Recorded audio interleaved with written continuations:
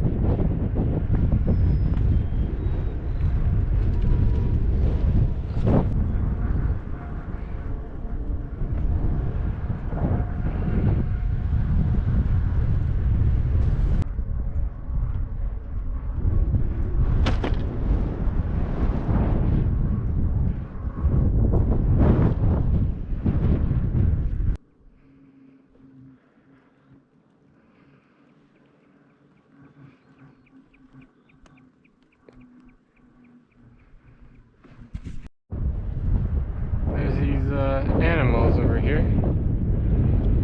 This is a small one. It kind of stands up, looks around.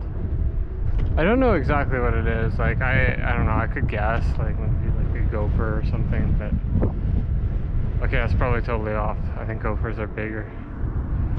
But yeah, for a little bit I probably thought they were squirrels, but no, they're definitely more interesting. They like stand up on their hind legs. I'm sure they won't show up at all on film. They're just like a little bit bigger than a squirrel.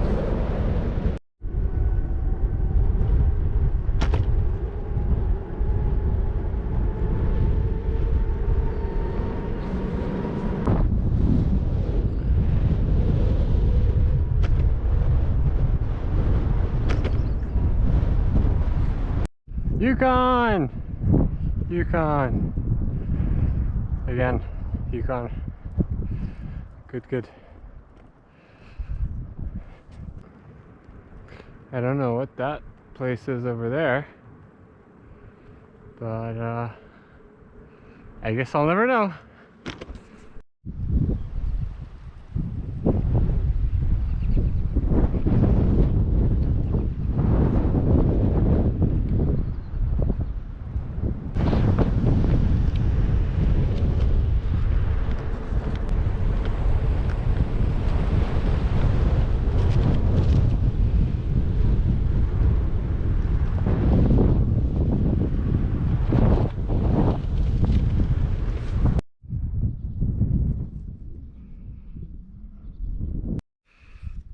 It was trying pretty hard to make it here. There was a camping spot over there, but I didn't really go there. It's been a while actually since I paid for accommodations of any kind, so I'm just trying to keep that habit going. Because once I start paying, I don't stop. Yeah, so there's some information over here. There's some stuff that talks about the Tachenshini River. It's a significant Canadian ecological area, vital habitat for more than 50 species of mammals, including Yukon's densest population of grizzly bears. Nice. But yeah, I'll read more later, tomorrow maybe. Man, GoPro's low on batteries. Did I mention how this is called a rest area, but it says no overnight camping or overnight parking? That's nice. Yeah, just yeah, I don't know. It seems like the only actual rest areas seem to be on the Alaskan Highway. Hello, welcome to the morning. I camped right here. Over there is where I shouldn't camp, I guess, that parking lot, you know. But there's a ranger that came by before I even camped, and I mean, I don't know. I mean, one thing he told me, it's funny, I don't even know this, but in the Yukon, you could camp on public land. Maybe you could camp on public land everywhere, or like most places in Canada. But I guess maybe there's just more public land in the Yukon. So, I don't know. Yeah, anyways, I wanted to talk about, something. If you, recall, we, I talked about how, suffering essentially, is very much paired with attachment. Wherever there's attachment, there's suffering, and wherever there's suffering, there's attachment.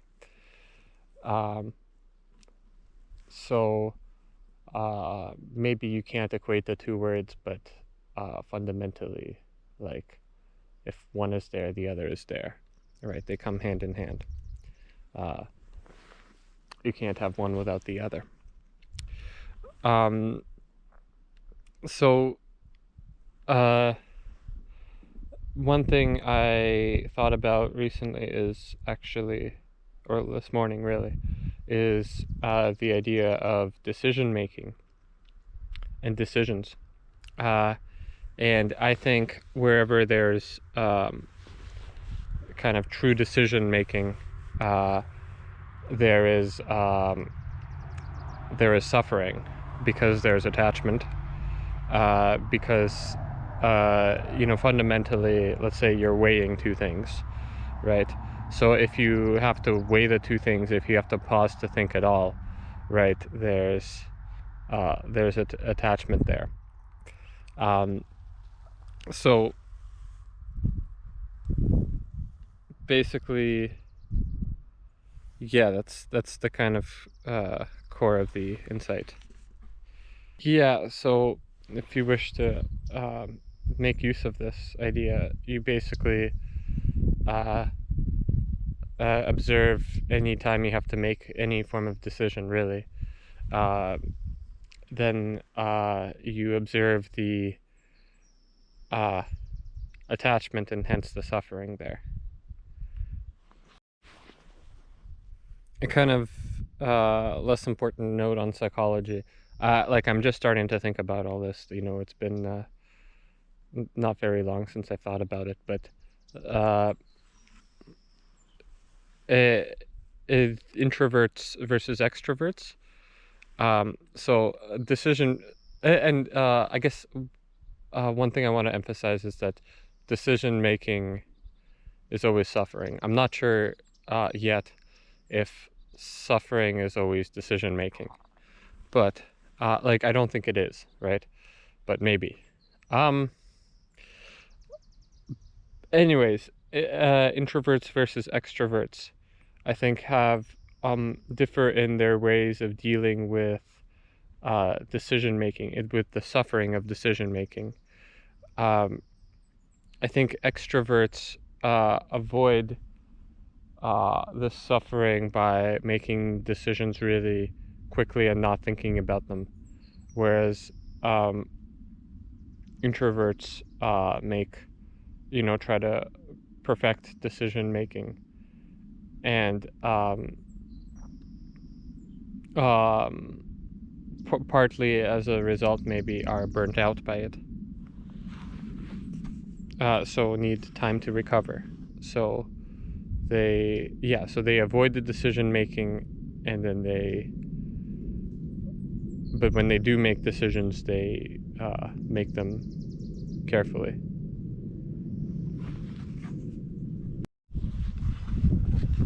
Okay, so some science here,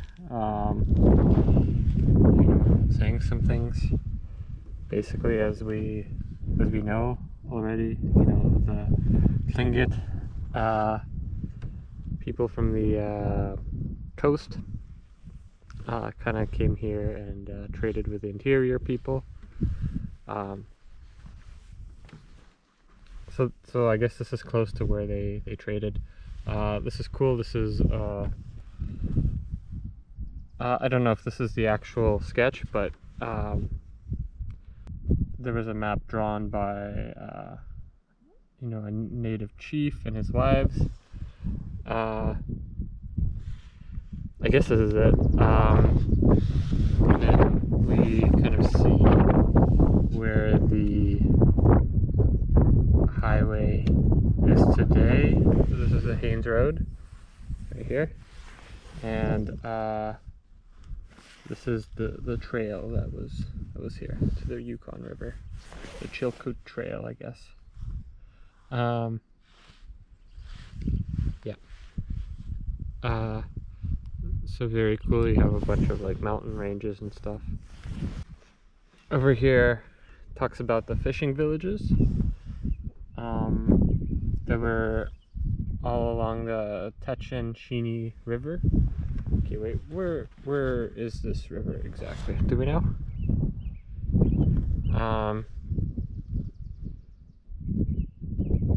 Oh, okay. I see the Alsek, and yeah, I don't know. Haines. Apparently it's close by. Like I thought it was over there. Does it say where we are? Oh, you are here. Okay. Yeah, I don't know, honestly. Maybe it's also has another name. So the Haines River had a bunch of fishing villages, which were a big thing, and then you got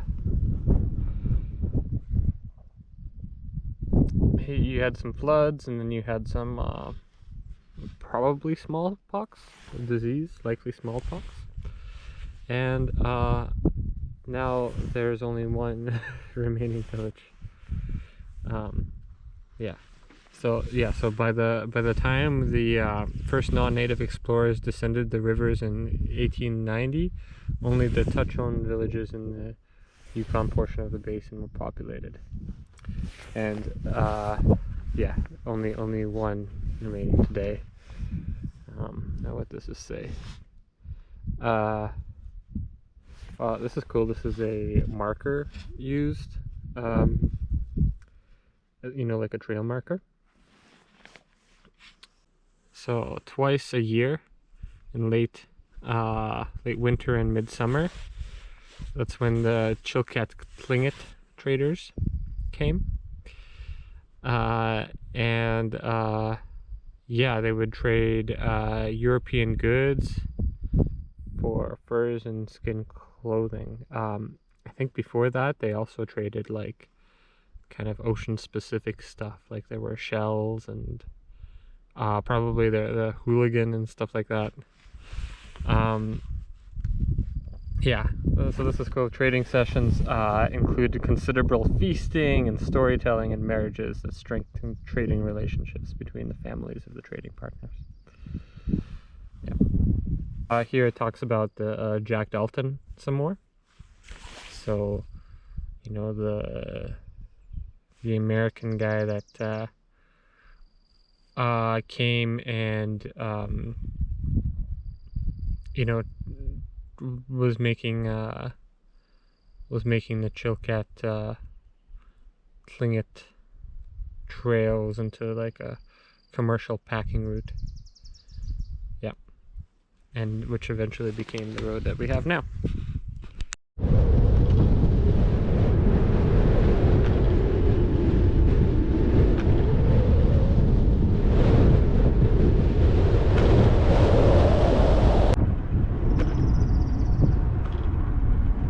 Yeah, it looks like,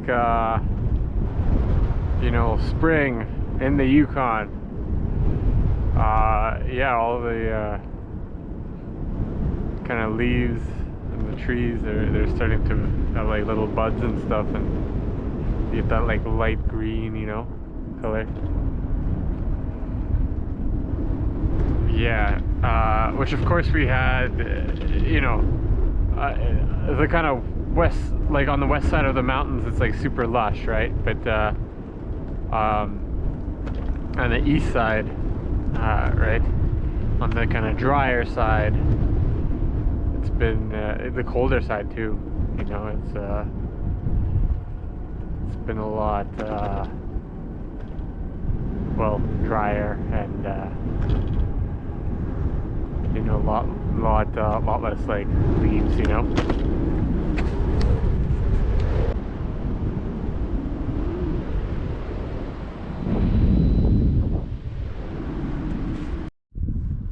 It's pretty cool actually.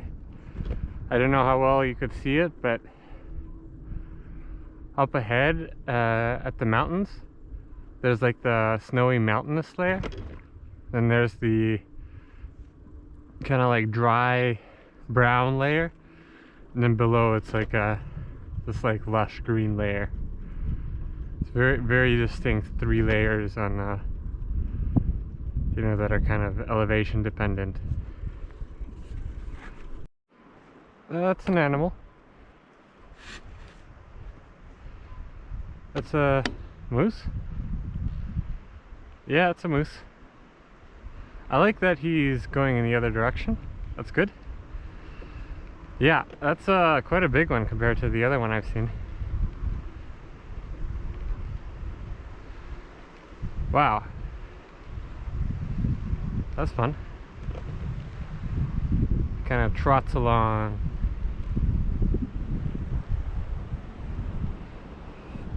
Yeah, a little bit scary, but all good fun.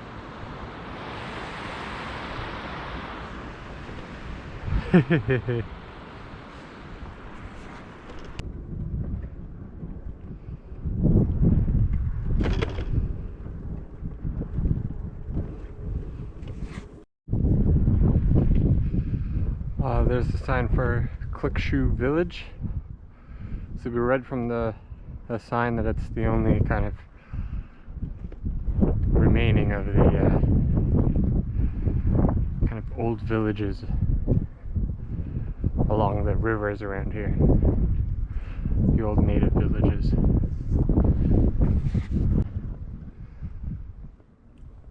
I don't think I'll really go there. Yeah, I don't know. I guess I'm not totally comfortable going to, like, I don't know what kind of the way to act around, like, let's say native reserves are exactly. Yeah, stuff like that. I don't know. So yeah, maybe I shouldn't be maybe they don't want tourists. I don't know. I don't really know.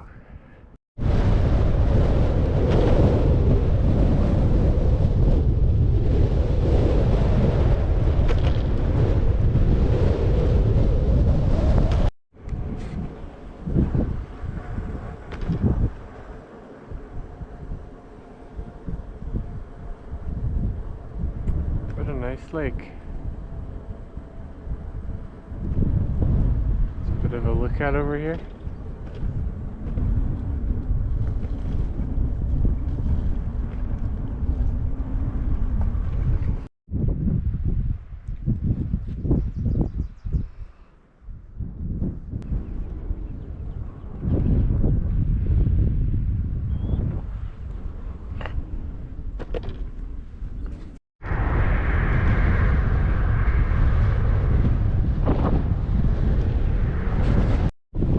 Okay, hope that you could hear me. You know, we have a sign, you know, for Kluane National Park.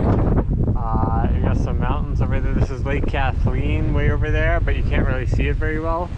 Yeah, Lake Kathleen, that's what it's a lookout for. Over here we have a map, very, very good map. So this is where we came from on this highway. This is the Golden Circle right here.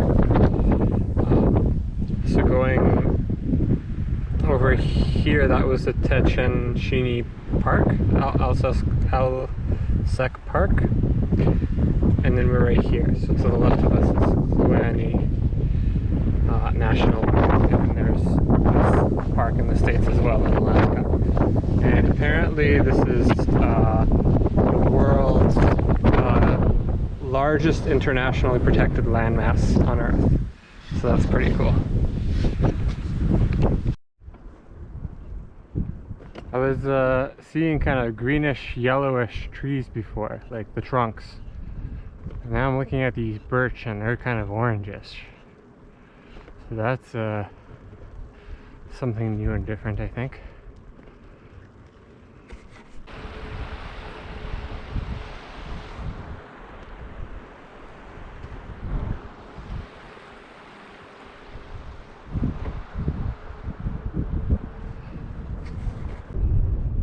So this is Haines Junction down the hill over there.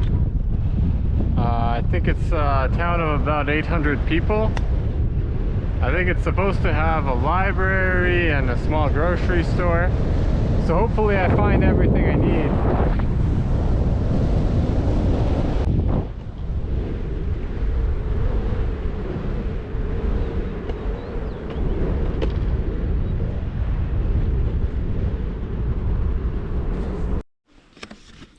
Hello everybody. It's past 8 p.m. So sunny. Almost getting tired of the sunniness. So I experimented with food a little bit. This is a pasta dish. I put lentils in it for the good vegan protein, you know. Ooh. What did I do? So I used, you know, this, that's vegetable stuff. Garlic, of course, you need garlic in your pasta. They had, I mean, I was looking for herbs de Provence, but I got some kind of this poultry seasoning instead. It's, you know, it's similar. It's got let's see here. It's got thyme, sage, marjoram. I don't know what that is. Hopefully it's not like dead chicken. Got rosemary, black pepper, and nutmeg. Yeah. So pretty close to what I want. Maybe nutmeg is a little off, but and use like oregano, I guess. I don't know. But otherwise, pretty much it. Yeah. So this is like. So I started cooking the lentils and things first, right? And then I put the pasta in it afterwards. And yeah, it works pretty well actually. So one pot pasta dish. Oh yeah, I also had a can of tomato paste. Yeah, like those really concentrated ones. Yeah, I mean it is more expensive, but I mean, it's not that bad. Yeah. Because you gotta buy the can of tomato paste and the pasta consistently. The pasta is like 400 grams. I forget how much it was. But let's say it's like $3. The can of tomato paste is like $2 something. Maybe like $5, $6. Yeah. You guys have no idea how long this took me. not even that high off the ground. Like I could reach it. Hello. Yeah, I think I got cut off last night. I was talking about this. I camped over there. I just finished kind of packing away my tent. I think you could see my bike, right? Yeah. Yeah. So I'm, think I'm gonna be in Haines Junction for a couple of days. Basically just editing videos for you guys. Yep.